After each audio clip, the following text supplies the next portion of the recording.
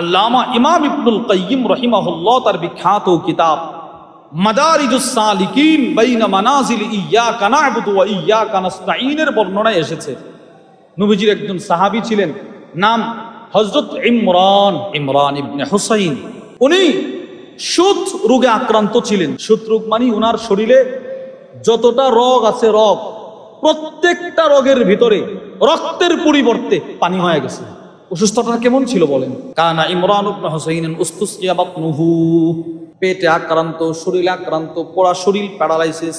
ফাবাকিয়া মুলকান আলা যহরিহি মুদ্দাতান তাবিলা, উনি ওনার ঘরের খাটের মধ্যে বছরের পর বছর এইভাবে শুয়েছিলেন, এইভাবে নড়াচড়া করতে পারে না, এক হালতে পিঠের উপর ভর করে, পিঠ এইভাবে, কোনো নড়াচড়া নাই, হাতও নড়াইতে পারে না, পাও নড়াইতে পারে না, কিছুই করতে পারে না, শুধুই মাত্র পিঠের উপর ভর করে বছরের পর বছর শুয়ে আছেন।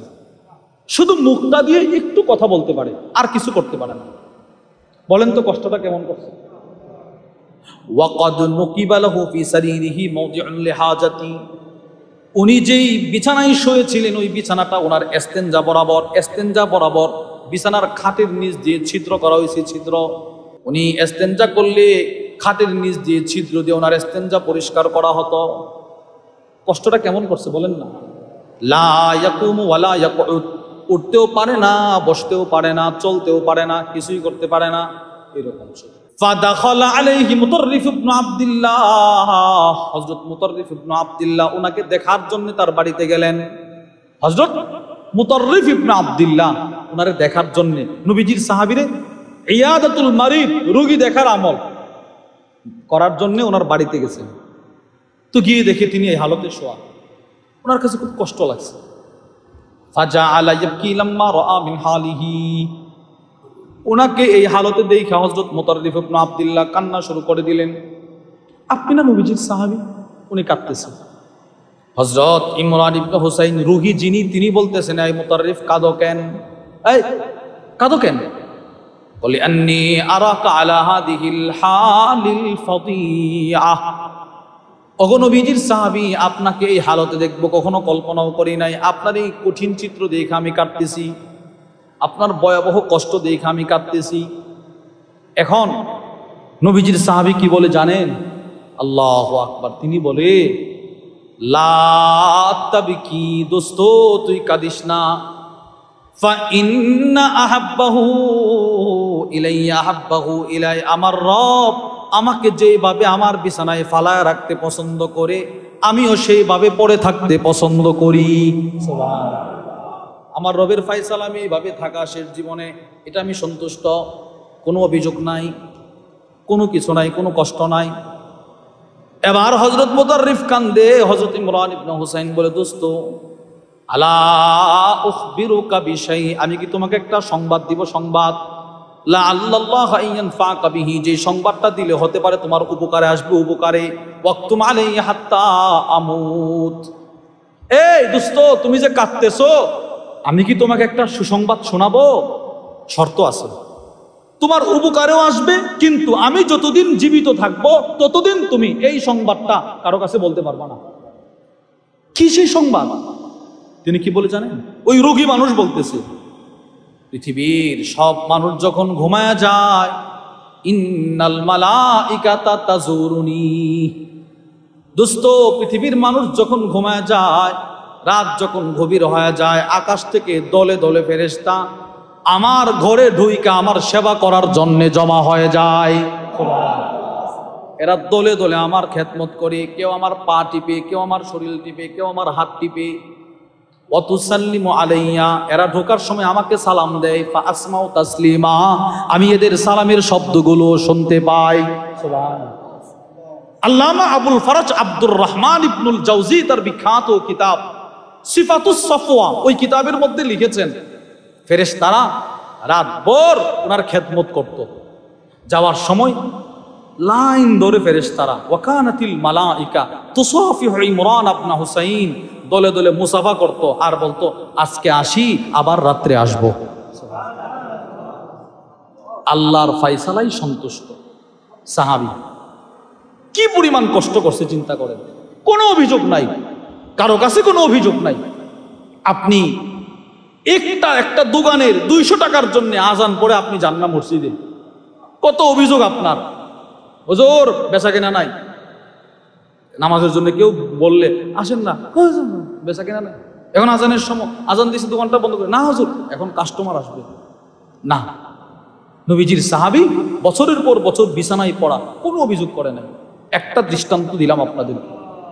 দৃষ্টান্ত নম্বর 2, আল্লামা ইমাম ইবনুল কাইয়িম রাহিমাহুল্লাহ তার বিখ্যাত কিতাব মাদারিজুস সালিকিন বাইনা মানাজিল ইয়্যাকা না'বুদু ওয়া ইয়্যাকা নাস্তাঈনের 2য় খণ্ডে নিয়ে আসছে রাসূলুল্লাহ সাল্লাল্লাহু আলাইহি ওয়াসাল্লামের বিখ্যাত সাহাবী হযরত সাদ ইবনে আবি ওয়াক্কাস। উনি মদিনা থেকে হিজরত করে আবার মক্কায় আসছে।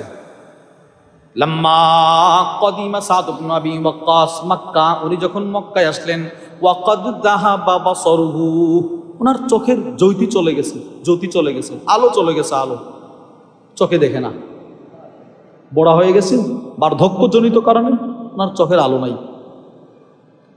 মানুষ শুনছে নবীজির সাহাবী মক্কায় আসছে, ফাকবালাত নাসু ইয়াহরাউনা ইলাই, দূর দূরান্ত থেকে মানুষ দৌড়ায় ওনার সাক্ষাৎ করার জন্য আসে। মানুষ দূর দূরান্ত থেকে ওনাকে দেখতে আসে আর কি। আরে বাংলাদেশের বড় বড় উলামা ইকরাম যখন হজ উমরা করতে যায়, মানুষ যখন শুনতে পায় যে হুজুর এখানে আসেন, তো অনেক মানুষ দূর থেকে আসে না এরকম? আমরা গত রমজানে আমাদের শায়েখ দামাত বারাকাতুহু আরিফ বিল্লাহ হাকিমুন নফস আল্লামা মুফতি মুশতাকুন নবী কাসিম হাফিজাহুল্লাহ, হুজুরের সাথে গত বছর রমজানে আমাদের ইতিকাফ করার সৌভাগ্য হয়েছিল। তো এক লোক আমাদের ব্রাহ্মণবাড়িয়ার মাসউদ ভাই, উনি 400 কিলোমিটার দূর থেকে খাবার পাক করে হুজুরের জন্য নিয়ে আসছে। মানে এটা আমি কেন বলতেছি, রাসূলুল্লাহ সাল্লাল্লাহু আলাইহি ওয়াসাল্লামের সাহাবী উনি যখন মক্কায় আসলেন, আসার পর মানুষ শুনছে যে নবীজির সাহাবী আসছে, তো সবাই দলে দলে নবীজির সাহাবীর কাছে আয়েশা বলে, আমার জন্য দোয়া করেন, আমার ছেলেটার জন্য একটু দোয়া করেন, আমার ব্যবসাটার জন্য একটু দোয়া করেন, আমার ওইটার জন্য একটু দোয়া করেন, আমার ওইটার জন্য দোয়া করেন।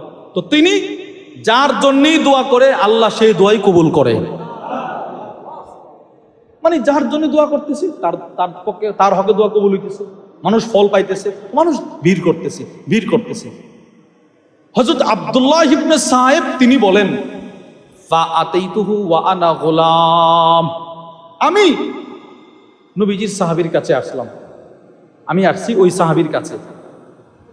ফাআররাফতুহু বিনাফসি, আমি আমার নিজের পরিচয়টা তুলে ধরলাম। হে চাচ্চু, আমাকে চিনছেন? আমি আব্দুল্লাহ ইবনে সাদ ইবনে আবি ওয়াক্কাসকে নিজের পরিচয় দিতেছে।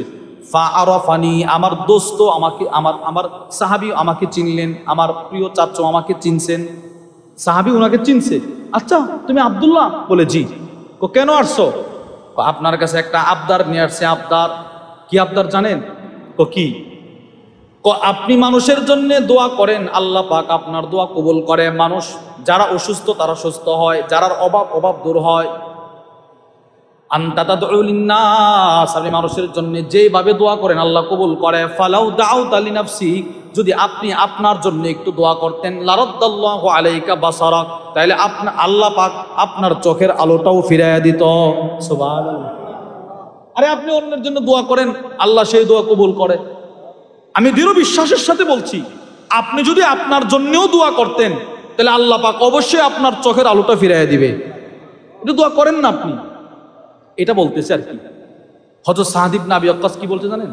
ফাতাবাসসামা, তিনি একটা মুস্কি হাসি দিলেন, হাসি দিয়ে বললেন, ইয়া বুনাইয়া, হে আমার প্রিয় ভাতিজা, হে প্রিয় বাবা, শোনো, আদাউল্লাহি আহাব্বু ইলাইয়া মিন বাসারি, আমার রবের ফয়সালা হলো আমার চোখে এখন আলো না থাকা।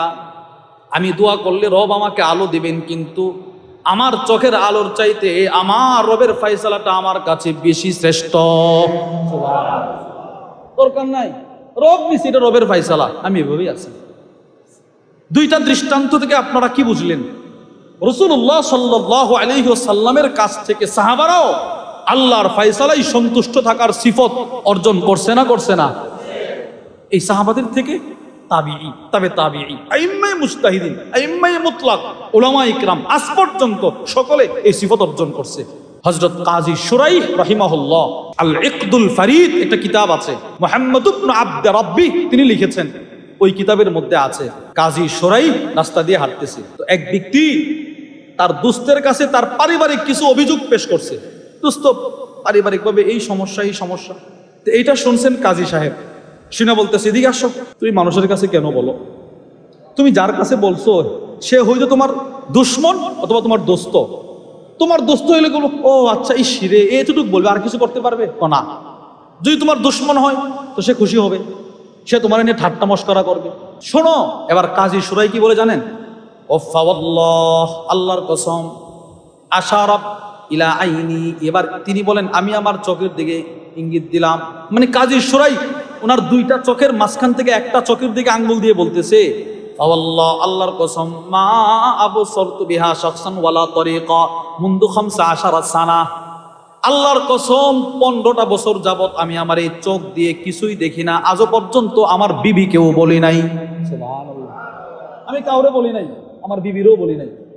আমি রাতের গভীরে আমার আল্লাহর কাছে সব বলছি। তুমি জানো না হযরত ইয়াকুব আলাইহিস সালামের বক্তব্য শোনো নাই? তিনি বলতেছেন ইন্নামা আশকু বাতি ওয়া হুজনি ইলাল্লাহ, আমার সব অভিযোগ, আমার সব যন্ত্রণা, আমার সব কল্পনা সব আমি বলবো একমাত্র আল্লাহর কাছে। বলেন কার কাছে? সন্তানটা মানুষের মতো মানুষ হচ্ছে না, আপনি কেঁদে কেঁদে কার কাছে বলবেন? আল্লাহর কাছে। সন্তান মাদ্রাসায় দিছেন, দিলেই যে সন্তানটা হাফেজ হবে বিষয়টা এরকম না, আপনাকে কাঁদতে হবে, চোখের পানি ছাড়তে হবে। এই গতকালকে হবিগঞ্জে আমরা এক জায়গায় মাহফিলে গেছি।